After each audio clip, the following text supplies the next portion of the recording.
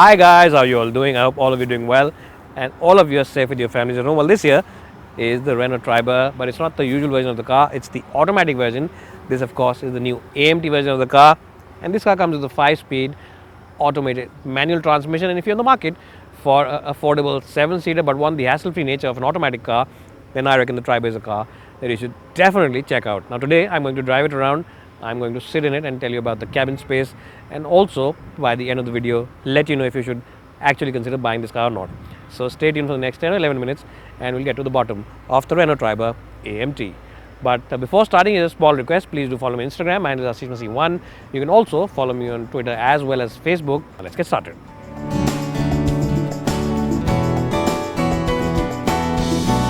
Well, if you're planning to buy any spare part for your vehicle, you should check out budmo.com. You can also download the app. It's available for both Android as well as iOS devices.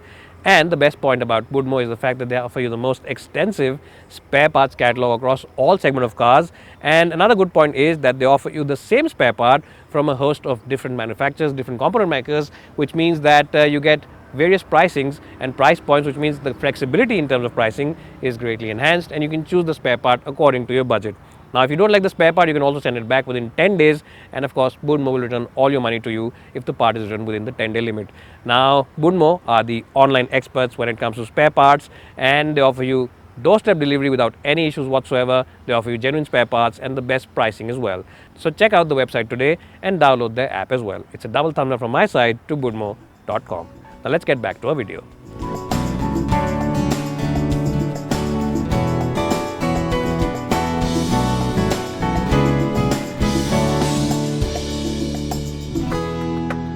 Well, so I'm inside the cabin now of the Renault Triber, and in terms of the overall quality, you have to of course address everything considering the price of this car, and the price of this car is at the affordable end of the market.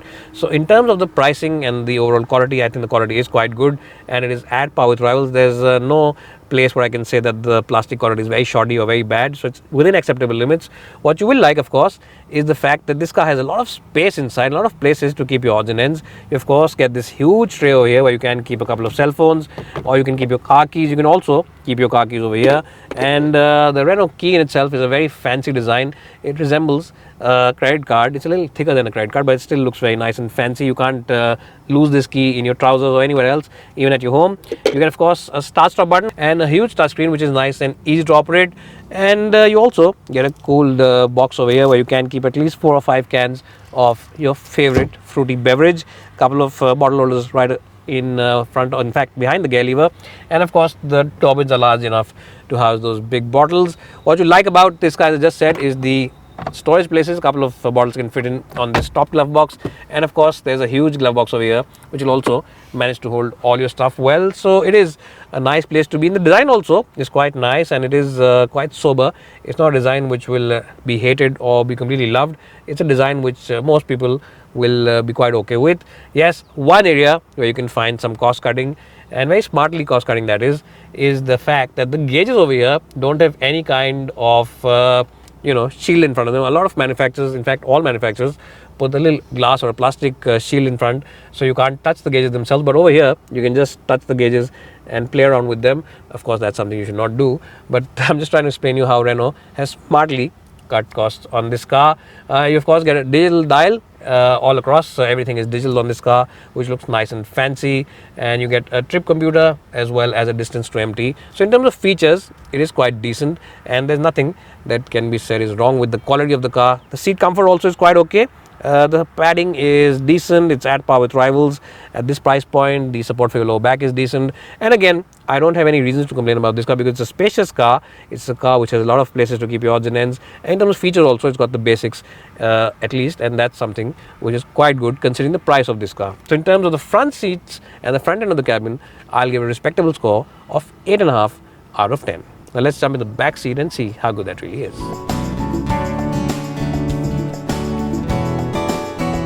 Well, so I'm in the second row of the Triber seats, and I always adjust the front seat for my height, and my driving position, my height for reference is 5'10". So if your chauffeur is also about 5'10", 5'11", even if you are about 5'10", 5'11", or maybe even 6 feet, you should be quite happy in these seats for sheer headroom, and knee room also is more than sufficient. You of course get your own AC vents in the pillars over here. You can control them by this little regulator over here. You get a 12-volt charging socket. There's no USB, but that's quite okay. And the good point about these seats is the fact that the floorboard is almost flat. There's a bit of a hump. It's a very small hump, but it's not too much. So you can have 3 occupants here. The car is decent in terms of width. It's not the widest car, but it's decent. So you can have 3 occupants for those short city trips or even for the highway. And of course, you get those big windows, which means that you will never feel claustrophobic inside the cabin. The best point is that you can open up this door and you can see that the entry and exit aperture is quite nice and wide, which means that if you have older folks at home, then they will really appreciate getting in and out of this car. And that's not all. You can also move this seat all the way forward and get some more space for the occupants at the back. And of course, this is the midway point, and even then I have decent place. And you can always, change the angle of the back rest, which means that you can of course use this car in whatever way you want to. You can use it as a 5-seater, you can use it as a 4-seater, you can also use it as a proper 7-seater. So in terms of the backseat experience, I'll give the Triber a strong score of 9 out of 10. I'm very impressed with the back seat, and it goes to show you that even though the boxy design is there on the outside, that boxy design liberates a whole lot of space inside the cabin, and it just shows you the smart engineering that Renault engineers have done. Now let's jump in the last row and check it out and see how good that really is.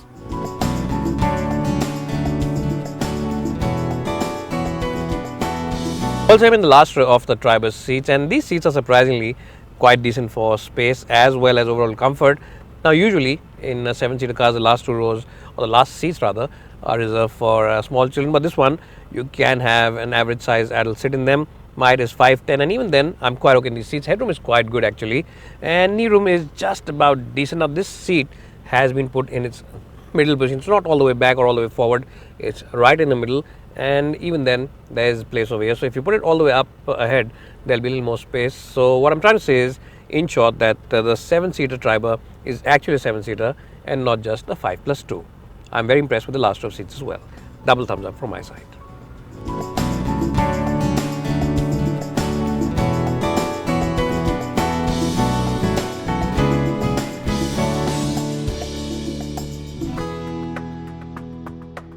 Well, so here I am now driving the Renault Triber 1-litre turbocharged engine, which makes about 150 bhp of power and about 200 Nm of torque. Well, no, it doesn't.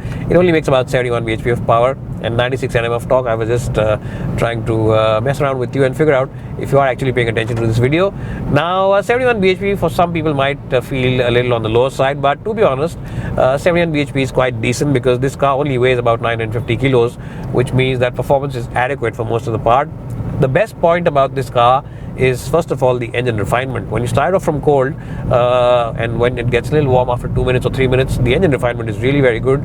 Sometimes you might be thinking that the engine is off and you might be pressing the start stop button again and again to just get it going. The refinement levels are quite good. The second thing which really does stand out is the overall ride comfort. Yes, if you talk about ride comfort on this car, it is quite exemplary, and on the highway you will really enjoy the stability of this car. Yes, inside the city, some badly patched up roads and some rumble strips might just filter into the cabin, some of them, not all of them, but considering that this car has a relatively compact wheelbase and its dimensions are also very compact, the overall stability is quite good. And if you of course keep it within acceptable speed limits, which are on the highways of 80 or 90 kph, then the ride comfort is quite good and performance also is more than sufficient. Now, this of course is an AMT gearbox. It's an automated manual transmission, which means that this is one of the most cheapest, in fact it is the cheapest technology out there in terms of automatic gearboxes.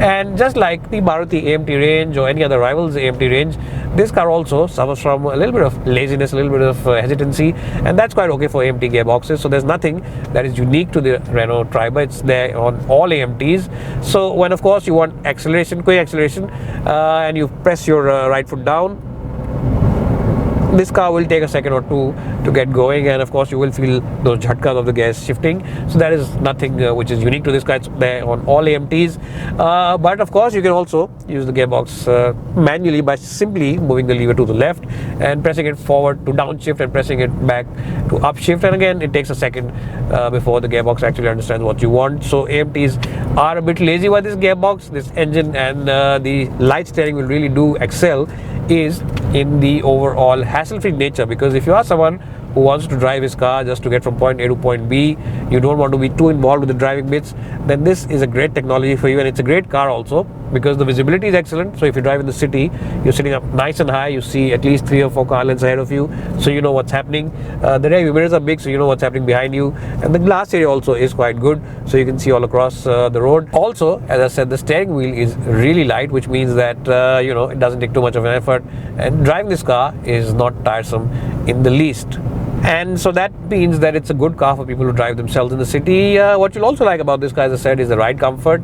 And being a Renault means that fuel efficiency also is quite decent. We've been driving this car around since the morning, and it's returning figures in excess of 14 kpl. Now remember, this is a brand new car, so the engine hasn't been running completely, and even then we're getting 13-14 kpl without any hassles at all. So once the engine runs in, the first and second service are done, I reckon that this engine should deliver about 16-17 kpl on a regular basis inside the city, and maybe a little more on the highway.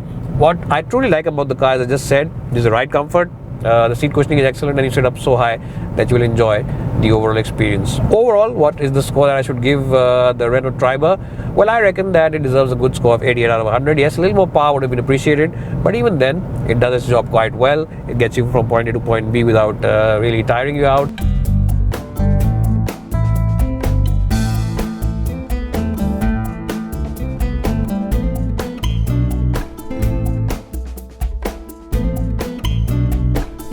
Well, so overall, the Renault Triber comes across as a very good value for money offering. It offers you a very unique proposition of 7 seats, but doesn't really cost a bomb. And that is where the Triber's true strength lies. It offers you great space on the inside, offers you very good comfort, and the features also are quite decent in this car. Yes, the engine could have been a little more powerful, but it is quite okay. And the AMT gearbox also does its job quite well. So overall, what I'm trying to say is that this car is a very strong all-round package. And if you're in the market for a 7-seater crossover or 7-seater MPV, then the Renault Triber really is a very good choice if you want to save your money and also want the hassle-free nature of an automatic car. I'll recommend a strong buy for the Renault Triber. It's bye for now, and thanks for watching.